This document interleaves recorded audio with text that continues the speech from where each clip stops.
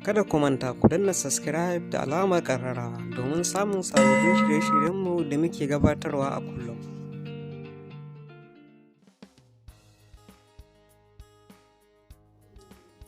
Me yasa aljanu suke danne mutane? Ba kowane aljani ne dannau ba, sai dai akwai irin aljanun da suke danne mutane da kuma dalilai mabambanta da suke sawa su yi hakan. Nau'in aljanun da suka fi danne mutane su ne jinnul ashik, jinnul taryar, jinnul ƙaryin, jinnul katfa da kuma jinnul shir. Waɗannan nau'in aljanun duk mun yi bayani a kansu tun a baya, amma dai mai buƙatar ƙarin bayani a kansu zai iya duba bidiyoyinmu na baya. Daga cikin abubuwan da suke sawa aljanu suna danne mutane su ne kamar haka. Na farko, wasu aljanun musamman jinnul ashik suna danne mace ne in tana bacci don su samu damar saduwar jima'i da ita.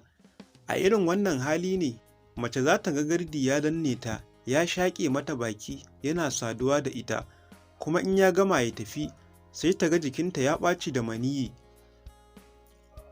Haka ma idan namiji ne zai ji ko ya ga wata mace ta danne shi tana wasa da gabansa, kuma in ya farka zai ga ya ɓata jikinsa.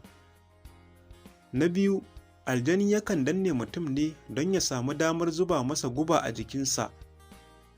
Aljanu musamman jinnul shir suna zuwa su zuba wa mutum guba a bakinsa ko a al'aurarsa, to amma ba za su iya ba sai in mutum yana bacci sannan su zo su ɗura masa ta ƙarfin tsiya.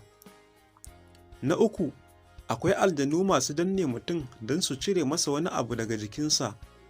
Ya fi faruwa da mata masu ciki, sai mace ta ga waɗansu suna danne ta, suna caka hannu a gabanta ko a cikinta, sun ciro wani abu. Daga nan sai ta ga jini ya ɓalle mata ko ta tashi da ciwon mara mai tsanani, in kuma tana da ciki sai ya zube. Haka ma aljanu mashaya jini, suwan, sukan danna mutum su tsotsi jininsa ko ruwan jikinsa. Na huɗu, wani aljanin tsananin rashin lafiya ce take damunsa, amma wannan ya fi faruwa lokacin sanyi. Wani aljanin in tsananin rashin lafiya ta dame shi, ya san yadda zai iya ya juye wa ɗan adam ita don shi ya samu sauƙi, don haka sai ya danne ka ya yi maka aman guba ya yi tafiyarsa.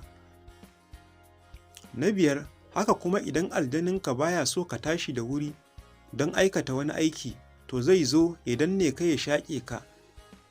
Na shida, wasu aljanun kamar jinnul katafa ba su da ƙwarin ƙafafuwa, don haka duk sa'ad da suka raɓi mutum sai dai su danne shi su abokance shi, don in suka bari ya tashi ya tafi ba za su iya bin sa ba, kuma ba su da ƙwarin ƙafafuwa sannan ba sa jurewa tsayuwa. Wannan a taƙaice kenan.